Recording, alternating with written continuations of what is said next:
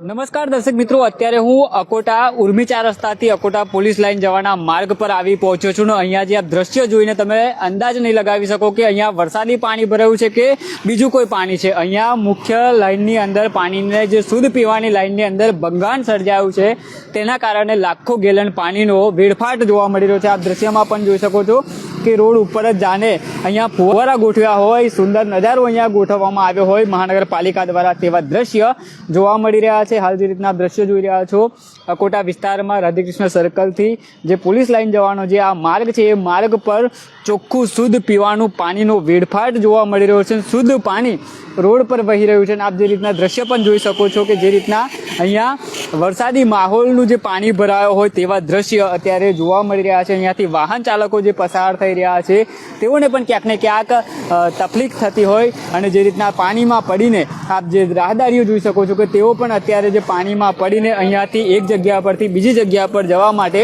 મજબૂર થઈ રહ્યા છે. અને આપ જે રીતના અહીંયા જે આ પીવાનું શુદ્ધ પાણીનો વેડફાટ આપ જોઈ રહ્યા છો કે અહીંયા ચોખ્ખું પાણી રોડ પર વહી રહ્યું છે. અકોટા વિસ્તારની આ વાત કરી રહ્યા છે અમે. જે રીતના રોડ પર પણ મોટી સંખ્યામાં જે પાણી ભરાયું છે. હાલ જે રીતના શુદ્ધ પીવાનું પાણી અત્યારે ગટરમાં વહેતું જોવા મળી રહ્યું છે. વડોદરા શહેરમાં અવારનવાર પાણીની લાઇનમાં ભંગાણ સર્જાતું હોય છે, જેના જ કારણે લાખો ગેલન પાણીનો વેડફાટ જોવા મળી રહ્યો છે. કેટલાક વિસ્તારોમાં પીવાનું શુદ્ધ પાણી નથી મળતું, તો બીજી તરફ આ રીતના પાણીનો વેડફાટ થઈ રહ્યો છે, પાણીનો બગાડ થઈ રહ્યો છે. હાલ જે આ દ્રશ્ય જોઈ રહ્યા છો, અકોટા વિસ્તારમાં આવેલું રાધેકૃષ્ણ સર્કલથી અકોટા પોલીસ લાઇન જવાનો આ જે માર્ગ છે, એ માર્ગ પર પાણીની લાઇનમાં ભંગાણ સર્જાયું છે. અહીંયા જે રીતના આપ દ્રશ્યમાં પણ જોઈ શકો છો કે જે રાહદારીઓ આવે છે તેઓને પણ અહીંયા પાણીથી બચીને તેઓ સાઈડ પરથી નીકળી રહ્યા છે. અને ક્યાંક ને ક્યાંક જે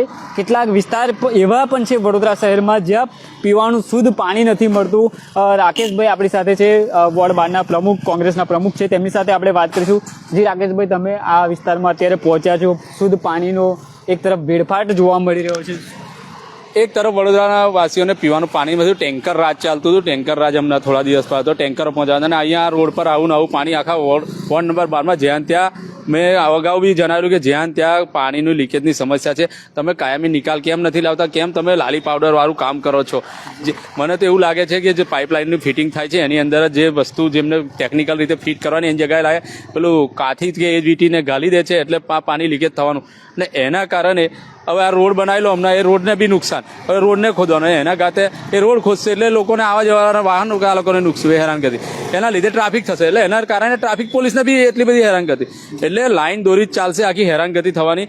એટલે જોવા દો ને વાત. અને આ રેલો તમને બતાવું, અહીંયાથી તમારે જોવું હોય તો અહીંયાથી 1 કિલોમીટર દૂર ગયો છે. જોવું હોય તો આગળ તલાવ ભરાયું છે, તમારે નાવડી લઈને નીકળો છો, નીકળે એવું થઈ ગયું છે વચ્ચે આ અગ્રવાલ કાર પાસે. તો એવી હાલત થઈને બેઠી છે. ચોમાસામાં પણ વરસાદી સિઝન જેવો માહોલ જામ્યો છે. અરે વગર વરસાદી સિઝન છે. આપણા વડોદરામાં અવારનવાર આ વસ્તુઓ થતી જ રહે છે, તો બી તંત્ર કંઈ બોધપાઠ લેતું નતું.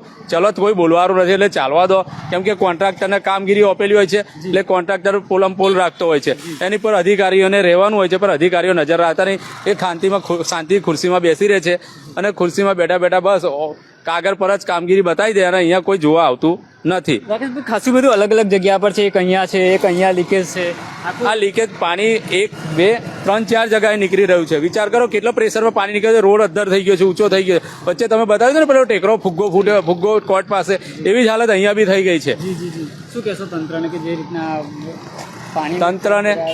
તંત્રને મારે એ જ કહેવું છે કે તમે વહેલી તકે આનું આવીને આ સમસ્યાનું નિરાકરણ લાવો. લોકો હેરાન થવાના છે, પાણી વિસ્તારમાં નહીં મળે. જી. અને આ જુઓ, આ આખો રોડ ઉપર નીચે થાય છે, જોઈ લો. આ હાલત જોઈ લો, આ પાણી કેટલું પ્રેશર મારતું હશે. આ જુઓ, તંત્ર એ કે તમે કામગીરીમાં થોડી છે ને ધ્યાન આપો, લોકોના પૈસાનું પાણી ના કરો. આ લોકોના જ પૈસા વહી રહ્યા છે, પ્રજાના જ પૈસા વહી રહ્યા છે. એ લોકો ટેક્સ રૂપે જે પૈસા ભરે છે એ જ વહી રહ્યા છે. એટલે એ પૈસાનું આ પાણીની જેમ વહી રહ્યા છે, એની પર ધ્યાન આપો, જેમ તેમ પૈસાનો વેડફાટ ના થાય, એ કહેવા માંગુ છું. ચોક્કસથી અમારા દર્શકોને એ પણ જણાવજો કે આ કયો માર્ગ છે. આ માર્ગ પર જો મોટું વાહન આવે તો ચોક્કસથી અહીંયા ભૂગર્ભમાં ગાડી ઉતરી જાય એવી સ્થિતિ છે. 100% કોઈ હેવી વ્હીકલ આવ્યું, આ ઉર્મી 4 રસ્તા જતો રસ્તો છે, જો સાઈબા મંદિરથી ઉર્મી 4 રસ્તા પર જો કોઈ હેવી વ્હીકલ આવી ગયું ને, તો અહીંયા પાણીમાં બેસી જવાનું ને ખાડો પડી જવાનો મોટો. જો ચોક્કસથી દર્શક મિત્રો ફરી એકવાર હું તમને આ જગ્યાની વાત કહું તો ઉર્મી સર્કલથી અકોટા પોલીસ લાઇન જવાનો આ માર્ગ છે. એ માર્ગ પર અહીંયા પાણીની લાઇનમાં ભંગાણ સર્જાયું હતું. લાખો ગેલન પાણીનો વેડફાટ જોવા મળી રહ્યો છે. મહાનગરપાલિકાનું જે તંત્ર છે અહીંયા વહેલી તકે પહોંચે ને આ સમારકામ કરાવે, જેથી કરીને જે અન્ય વિસ્તારમાં જે પાણીનું પ્રેશર જે પ્રેશરે પહોંચવાનું હોય તે પ્રેશરે ન પહોંચતું હોય, કેમ કે અહીંયા જ જે આ ભંગાણ સર્જાયું છે અહીંયા ફૂલ સ્પીડમાં પાણી નીકળી રહ્યું છે, જેને લઈને જે અન્ય વિસ્તારમાં જે આ પાણીનો સ્ત્રોત જે વધુ સ્પીડે જવો જોઈએ એ ક્યાંક ને ક્યાંક અટક્યું હશે. વહેલી તકે અહીંયા તંત્ર પહોંચે ને આનું સમારકામ કરે તેવી અહીંયા માંગ ઉઠવા પામી છે. બસ અમે પણ આશા રાખીએ કે તંત્ર અહીંયા વહેલી તકે પહોંચે ને આનું સમારકામ કરાવે, જેથી કરીને આયું જે શુદ્ધ પીવાનું પાણીનો જે વેડફાટ થઈ રહ્યો છે તે ક્યાંક ને ક્યાંક બંધ થાય ને જે વિસ્તારમાં પાણી ના પહોંચતું હોય ત્યાં પણ પાણી પહોંચી શકે. કેમેરામેન રાજ દુબે સાથે હું Ravi Sindha, Spark today news, Vadodara.